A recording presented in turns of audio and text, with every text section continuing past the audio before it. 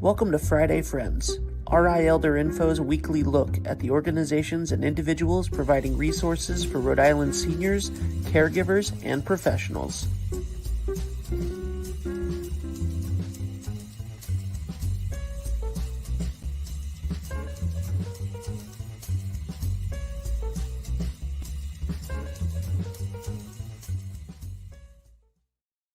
Good morning, everybody. Happy Friday. It is 9 o'clock on Friday, and you are watching me, Deb Burton, Executive Director of RI Elder Info, and your Friday Friends host for almost 5 years now, where every Friday at 9 o'clock, I bring you a guest who's sharing information and resources that you or someone you know needs to know about.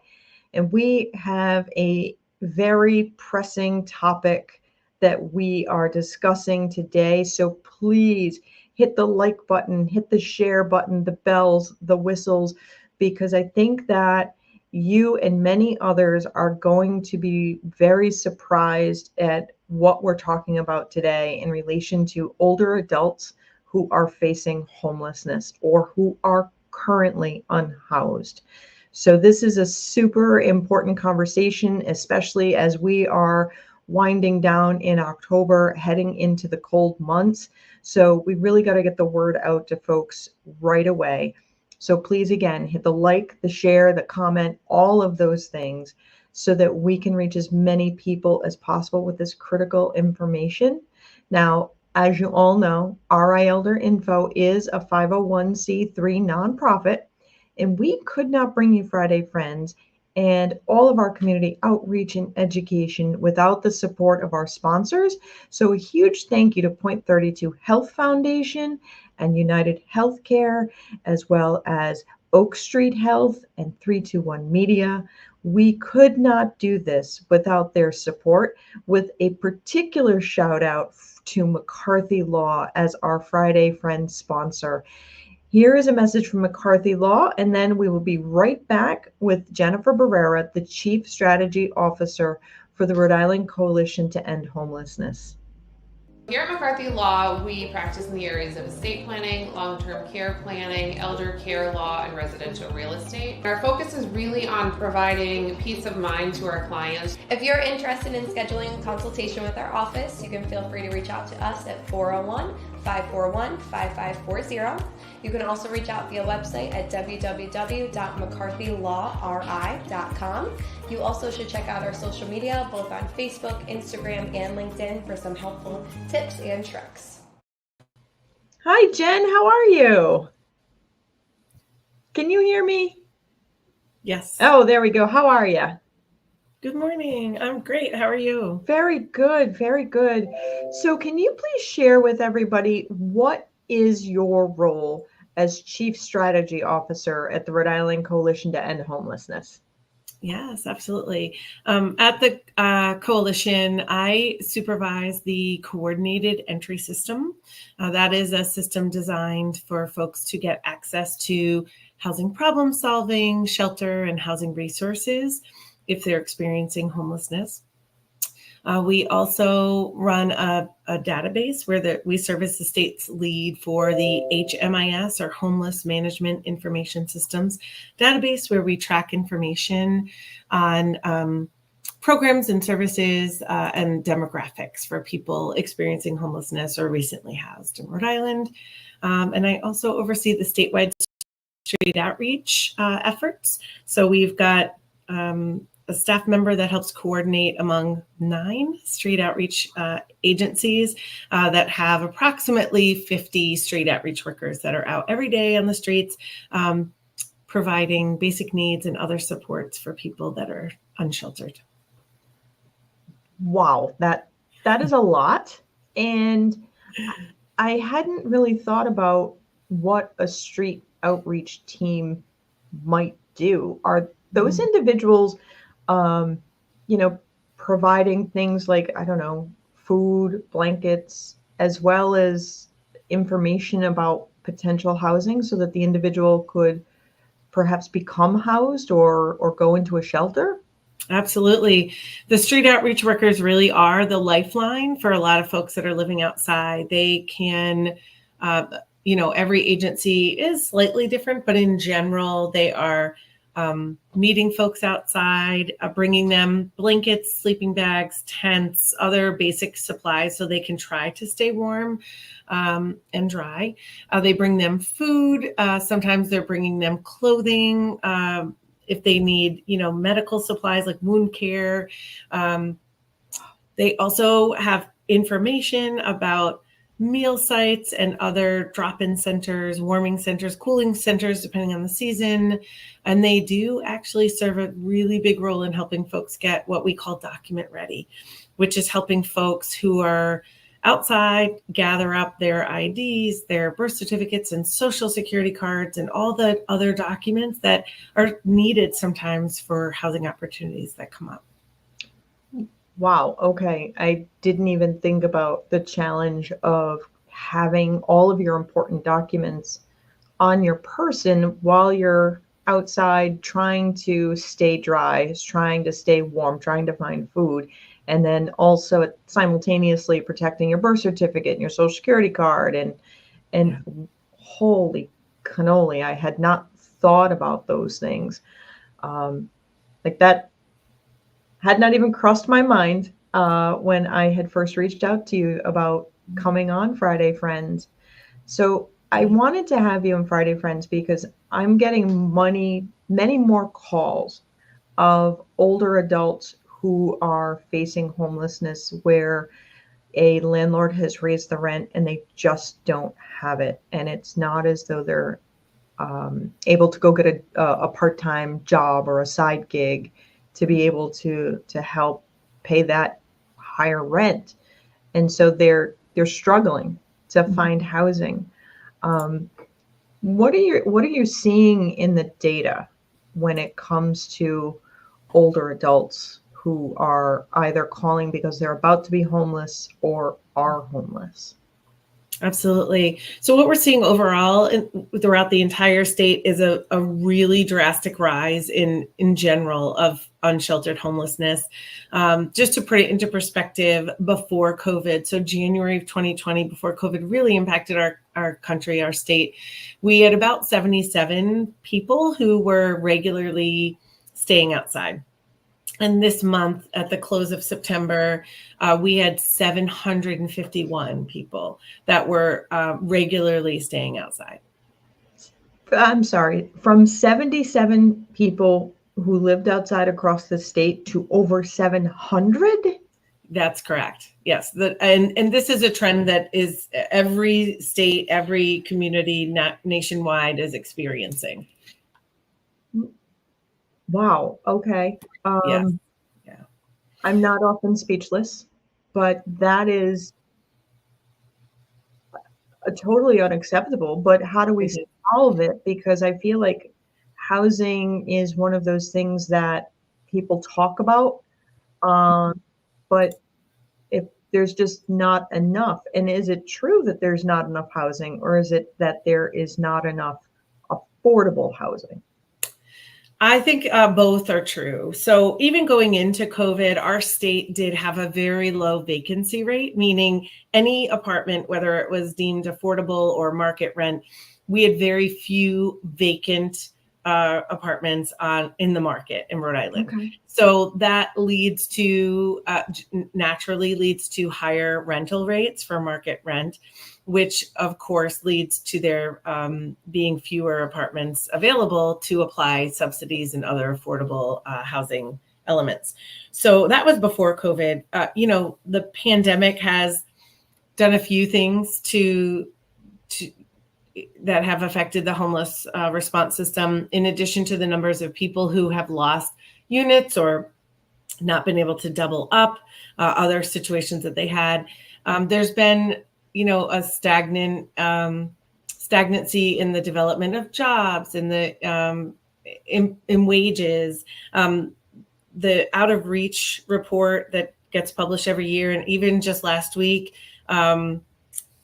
Housing Works published their Housing Fact Book, and the average the incomes that people need in order to rent in all of the communities in Rhode Island were $50,000 to $100,000 a year.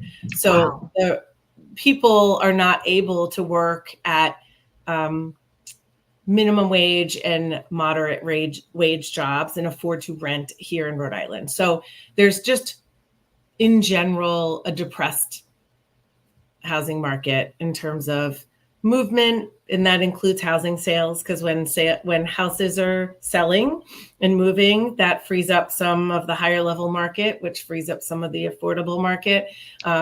So it just, the effects on all of the folks who are experiencing poverty and homelessness have just been long lasting.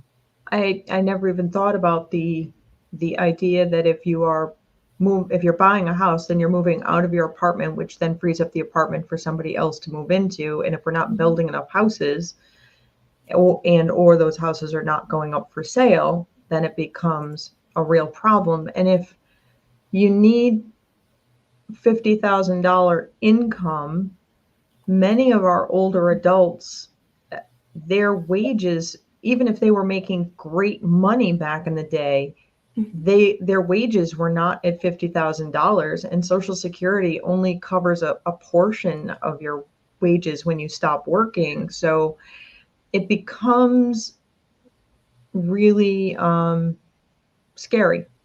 You know, one of the things. Absolutely. Go ahead. Yeah, absolutely. Similarly to how folks who have minimum or lower wages can't afford the housing market, I think it's even more critical for the elder population, because they are living on fixed incomes, and their fixed incomes were fixed on an economy from 20 and 30 years ago. And so, we're seeing more and more elder folks joining the number of people outside, and we're seeing more and more people calling our help center for assistance who are elderly as a result of evictions for non-payment. Also, maybe property non-compliance, because folks are really struggling to make ends meet, particularly with a fixed income. And once an elderly person becomes behind in their rent, it is very challenging for them to sort of get out of it, because they do have a fixed income. They don't have the ability to generate some additional income or cut costs somewhere else in order to, pay off a late fee or some legal costs that were assigned to their account due to some eviction action. So we're seeing more and more folks getting evicted. Wow. And I'm thinking, I am blessed to be a homeowner. If I were looking for an apartment and did not know how to access or did not have access to the internet, how would an older adult go about even finding an apartment? Like, where do people even look if you're not online? Absolutely. I think the housing application process is tedious. I actually have a training that I do for folks in communities and some other like newer folks in the homeless response system, because the coordinated entry system that the coalition is the lead for, we do have some shelter and housing resources, but again, they're very limited, and they are only specifically for people experiencing homelessness. But there is a greater portfolio of affordable housing through public housing authorities and other private owners. But in order to access them, there's two different ways to access those affordable housing options. One is through an online portal. So if you're elderly and you don't have the computer literacy, or you don't have an internet connection or a laptop, it would be very challenging to apply for some of the housing opportunities that are electronic portal. And then the second way to apply for affordable housing is, in my opinion, the most tedious. You can print from Rhode Island Housing, actually has the guide on their website. It's called the Rhode Island Rental Guide. You could print off a copy of that. It's lots of pages, lists and lists of affordable housing available throughout the state in various cities and towns. And folks can call each of the opportunities and say, hey, are you accepting applications? And the process really is as tedious as they have to have the application mailed to them or go pick it up, which, transportation is certainly a challenge for elderly folks, especially, in Rhode Island, there's some areas that are really hard to reach with transportation, public transportation. Then they have to fill out a very long application and attach copies of all of their documents and send it back. And then once that application is completed and sent back, that begins the waiting game. And some of the housing authorities and private affordable housing property managers can have a waiting list of 2 to 8 years. So it is not for the faint of heart. Wow. And so individuals, assuming they can get through all the steps to get the application in, then they are faced with waiting 2 to 8 years. Is there anyone, any agency that is specifically helping older adults who are facing this to fill out those applications? I am not aware of any in particular. I know that there are some, drop-in centers. There are some additional resources.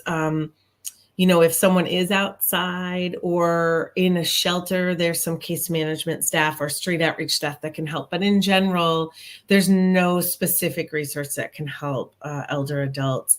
But, now that we're talking about it, I think it's certainly something that we can aspire to get a resource online for folks, or not online, but active, so that folks can get in-person assistance. Absolutely.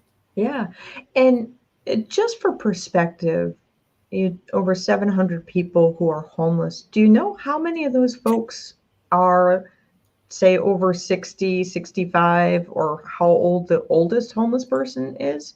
Can't believe that's even a question. I do know on average, so we did an elderly issue brief. So we analyzed just data for folks that were 65 and older. At the time, so this was March, so it was earlier in this year. At the time, we had about 400 folks a larger number of shelter beds available at that time. At that time, we had 18 folks that had reported they were outside and over the age of 65.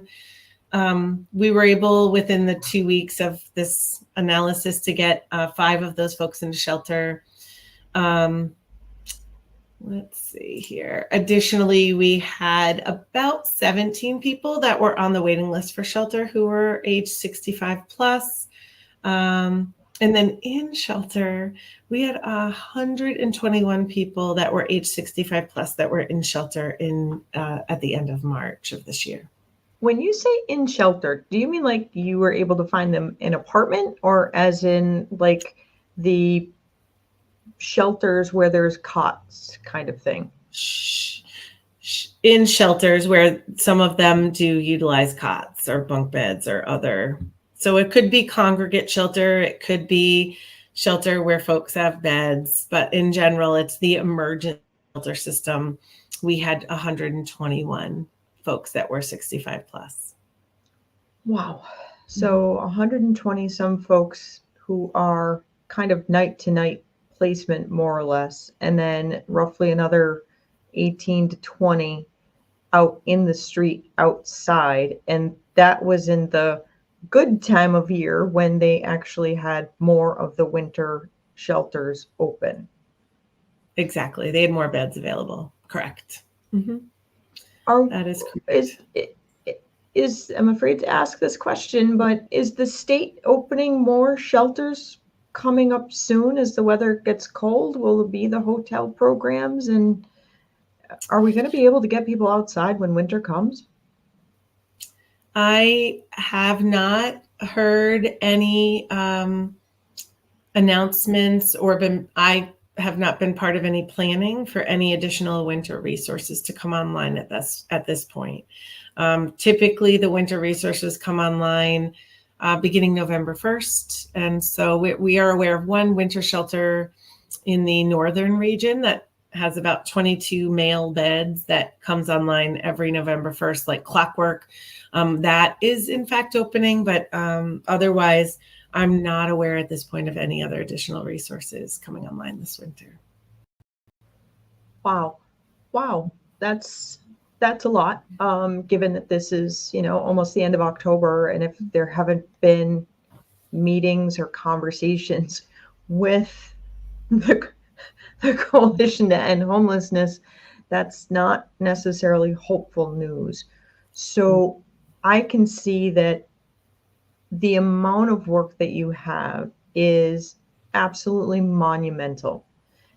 If somebody is facing imminent homelessness or is currently homeless, what is the phone number that they need to call? Absolutely. We would encourage anyone who is experiencing homelessness to contact our coordinated entry helpline. The number is 401-277-4316. We are open, handling calls from 9 a.m. to 7 p.m. Monday through Friday. On the weekends, we're open from 2 to 7, Saturday, Sunday, and every holiday. So we're open 365 days a year. Wow. And I can say I have called that number out of curiosity to see what an individual experiences when they are calling that. And I don't know what I had really expected, but I have to say the folks on the phone are really, really nice. And that's they're good to hear. compassionate. Yeah. Because I would imagine, they're hearing some really hard things, and sometimes that can wear down, the best person. And absolutely, they were kind and compassionate and nice, and that was awesome. So for all the work that you're doing, can people help support you? Do you have fundraisers coming up? Because I would imagine you need a team of 1,000 people to handle all of this, but as a nonprofit, I get how that can make that, challenging. So how can people support your work? Do you need volunteers? Do you need donors? Do you need money? Do you need people who maybe have an apartment that they're just not sure they want to rent? Absolutely. Yeah, the Coalition is a private nonprofit. We are reliant on a couple of grants and other contracts that we have to do our work. But in general, we really do rely on donations from our neighbors here in Rhode Island and corporate sponsors to support all of our efforts. So we've got a variety of efforts. We have some constituent folks who have lived expertise of homelessness who join us in our work. They help us when we're talking about policies, procedures, and programs that we need to implement. We also have a Voices of Homelessness, where folks who have experienced homelessness can go back out in the community and share their experience and how they were able to become stably housed through all of the efforts of our system. Like I said, we do run the database as well as coordinated entry and statewide street outreach coordination. We have been hosting legal clinics. We have been hosting some housing clinics throughout the years. And we also have been doing some work with transitional age youth that are aged 18 to 24, as well as trainings. So we have been the lead for trainings throughout the state. So our work is varied, and it is aimed at our mission, which is to prevent and end homelessness. So we invite everyone who would like to support us in our mission to prevent and end homelessness to please go to our website. You can donate on our website. We do have the State of Homelessness event is coming up November 17th. It's a lovely event held at our office in Providence at the CIC building. And we will be highlighting a snapshot of the last year in the homeless response system, as well as looking forward to what we need to do in order to improve the situation for folks and work with all of our partners throughout the state. Other things that folks can do in addition to donating and supporting our work, be present in your local government. Be present with your city and town councils. Every month we hear city and town councils that are implementing bans on people camping outside or are preventing there from being development of affordable housing. The only way that each city and town can address homelessness is to be participating in solutions and not just trying to prevent folks from staying there, camping there, or prevent housing from being built. So it's really important that folks follow our policy and advocacy efforts on our website. So sign up to be receiving our newsletter and be a partner with us in this work. It really will take a village. Absolutely. Quite literally a village, but also a village. Yeah. Yep, Yeah. absolutely. Jennifer, I'm so glad that you were able to join me today for this super important conversation. It's not often that I'm speechless, but you have really provided some stunning information today. And I appreciate it because I feel like it's something that a lot more people need to hear and have that resonate what that means. So I really appreciate you coming on today. Thank you so much. Thank you for having me. I'm happy to be here and happy that we're calling attention to elder homelessness today. Absolutely. Everybody, as I said, it's not too often that I'm speechless, but to have that many older adults who are living outside, who do not have the resources to be able to even find the apartments, that is some really scary stuff. The good thing is we can all work together. We can raise our voices and maybe think about what could be possible in our own communities. As she mentioned, the Rhode Island Housing Works just put out their fact book. And to buy a house, you need an income over $100,000. So we know that that's not going to be achievable for many of our older adults. To be able to afford your market rate rent, you need to have over $50,000 annual income. And many of our older adults didn't make $50,000 at the peak of their careers. And so when rent goes up, there really are very few options. And when you think of having an individual move into aged and disabled housing, there is a 2 to 8 year waiting list. So if you are applying today, at the end of October of 2024, you might get in at the end of 2026, maybe even 2030. That's not okay. But if you know somebody who is facing homelessness or imminent eviction, have them call the coordinated entry system at 401-277-4316. Please reach out to Jennifer and the Rhode Island Coalition to End Homelessness. If you have the ability to volunteer your time, if you have a spare apartment available that you're not sure if you want to put it out to market, if you have the financial means to donate, this is something that is so critical because housing is healthcare. She has street workers delivering wound care supplies to people who are living outside. I'm grateful that they're doing it, but holy cannoli, that's just so not okay. And it's going to take all of us to make a difference. So I am very glad that you have all joined me and stayed with me this long. I look forward to seeing you all again next week. In the meantime, be well and be kind. If you like this video, please follow us on social media and subscribe on YouTube. For more information, visit rielderinfo.com or call 401-585-0509. If you have any questions, email deb@rielderinfo.com.